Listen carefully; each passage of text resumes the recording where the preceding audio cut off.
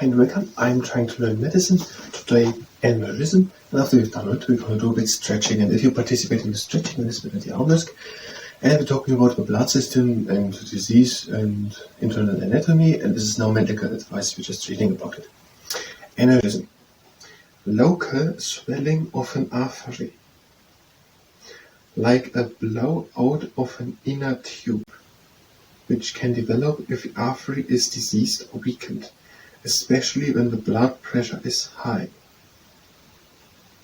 Okay, if I understand it so far, all overly, without that, it just makes what is it called? I don't know what it's called, so I don't know if it's what we're even describing. There's the wall, and the wall gets basically like a hole, but no hole. I'm looking to the look out. That's it one. And especially if the blood pressure is high. I didn't know about that thing. So high blood pressure, it makes sense. High blood pressure makes the pressure higher, and now that whatever it's called gets stronger. The aneurysm. The artery most commonly affected is the aorta, the main artery of the chest and abdomen. But small congenital aneurysms, those that are there at birth, can occur in otherwise healthy arteries supplying the brain. Okay, most this is the aorta. I'm wondering about it because in all these models, this is one of the biggest ones. So maybe it makes sense because it is the biggest one. It has the most pressure on it, but it looks like the most firm one. So the aorta comes from the heart and then goes down.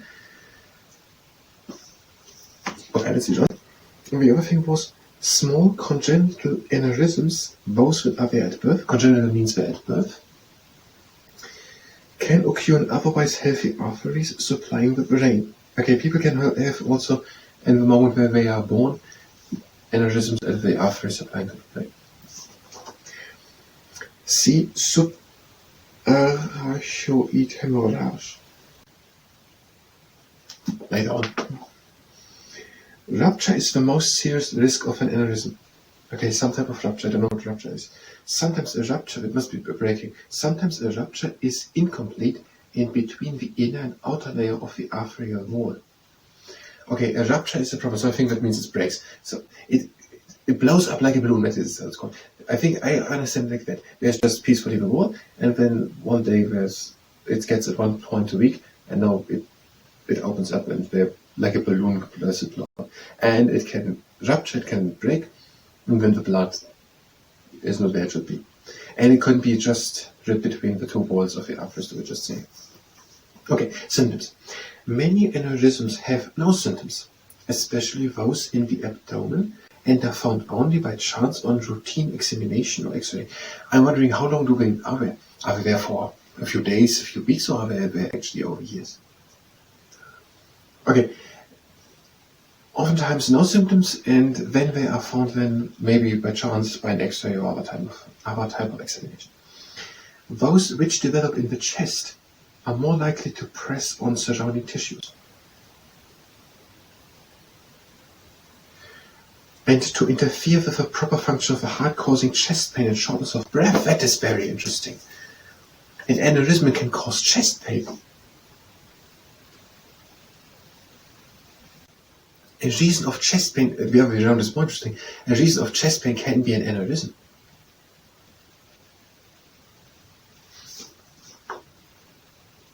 And shortness of breath. Okay, it can be somewhere in the body, then it's maybe never found. Or it can be in the chest, the aorta or something, and then it can cause chest pain or shortness of breath.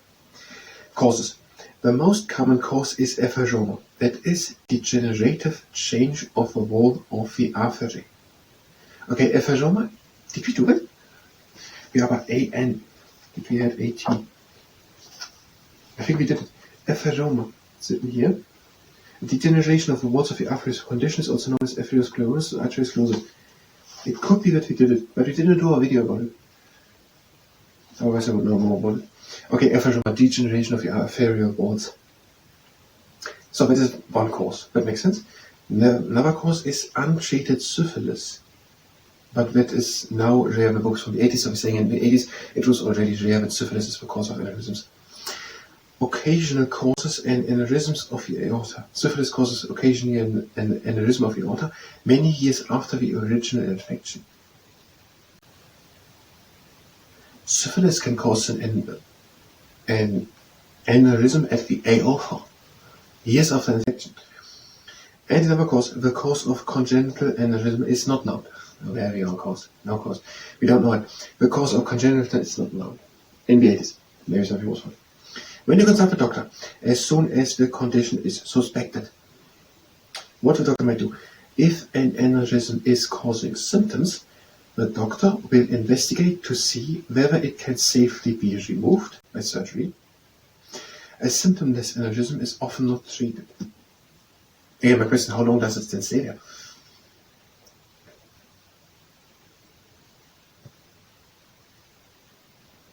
Why is it when it takes place? Why not 1 centimeter down the pipe? What is so different?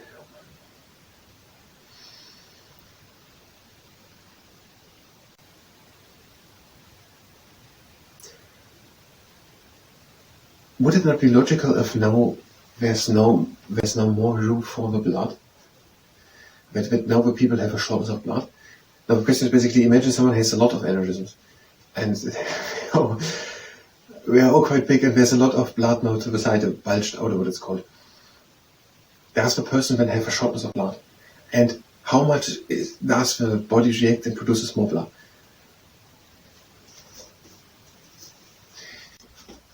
Let's read over here.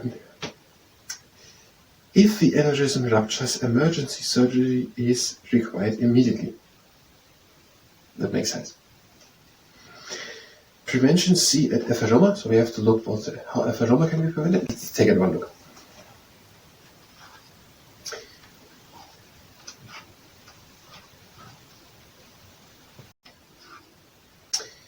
Symptoms, causes. The cause is not definitely known, but diet is believed to be largely responsible. Let's more say. Here's nothing else written. Diet is refresh it. It was the thing with the hare eating, with the rabbit eating thing.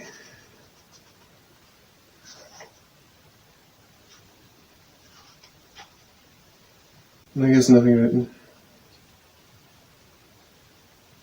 We're talking about diet. Prevention, stop smoking, exercise regularly, avoid overeating, keep good diet.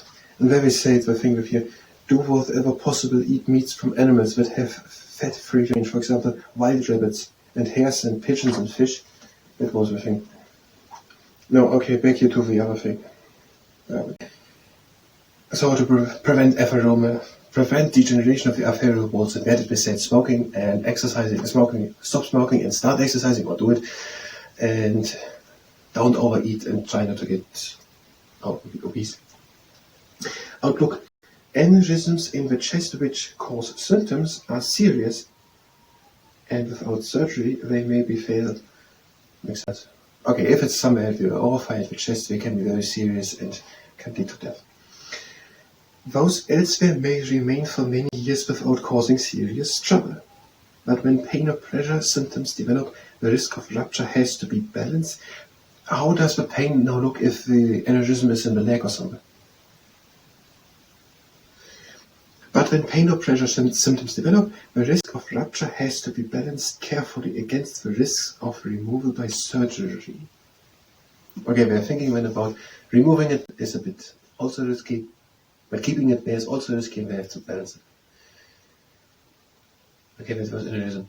Basically, the walls are strong enough because, for many reasons, maybe some reasons to make it not that likely to stop smoking, to not to eat too much and not to be overweight and do some sport. And it is bulging in the wall. And if it breaks, there's a lot of blood going somewhere where it should not be, and that can be deadly. That was the medicine part. If you were here for medicine, you can go directly to the next part of medicine. We will do now the stretching. If you stand, participate in stretching, then it's very dangerous. Legs are standing around, shoulder point apart, breathing in and out to the outside. Then breathe out to the side. Again in. And out to the other side. Again in. And out to the other side. Again in. And out to the other side. Out the arms down. And now.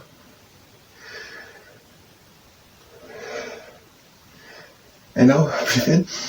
And out, one hand slides down the leg and the other shoulder stays down. Breathing in. And now take one arm off. Breathing it up in the chest. And out back into the middle. Again in. Out, one hand slides down the leg, the other shoulder stays down. Breathing in. And out, take one arm off. Breathing in, up the cage. And out back into the middle. Now the feet standing together. Breathe in and lift the arms up. And breathe out, one arm down. Breathe in and reach. And out, one arm up. Breathe in and reach. Out, one arm down. Breathe in and reach.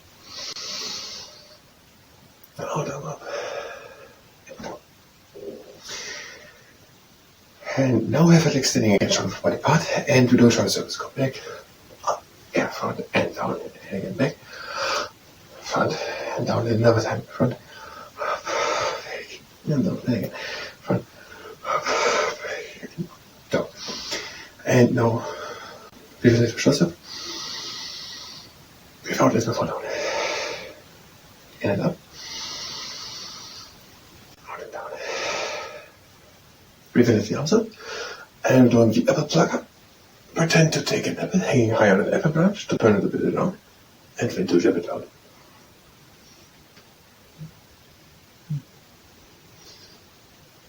And now do a shifter, legs up to, arms up to a G, breathe in, and breathe out over to one side. In into the middle, out over to the other side, in into the middle, and out and over. Again,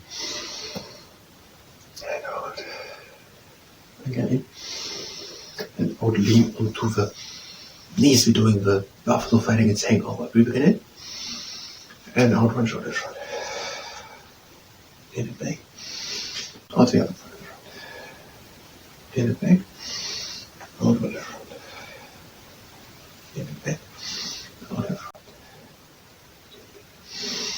And out we're hanging down the Niagara Falls. Breathe in. And out. Again in. And out over one leg. Breathe in. And out over the other leg. Again in. And out into the middle. Now cross the feet, and we're doing the Salto Angelo. Breathe in. And out. Again in. And out. Again in. And out comes some more with the shoulder back up and back into the backwards shoulder roll. The toes are pointing to the outside. We're having an ulnar length space between the heels. We're breathing in and lifting the arms up. And breathe out and sink down into the garden pose. Place your elbows against the inside of the knees, and breathe in and straighten the back up, as if it would be against a straight board. And breathe out and come the back up. Breathe in. And out again down. Again in. And out again out. Again in. Out and down. You can straight up. And out comes slowly in one straight line upwards. And the heads down. And we're ending with a triangle. Legs wide apart, breathe in. Legs wide apart. Breathe in and I don't know what it is. Breathe in. And breathe out. Again in. Out. Breathe in and lift the arms up. And breathe out. Again in. Hold the arms down, and the last time breathe in, close the feet. Bring the hands together and long and down. That was the stretching. Thank you very much, and until next time.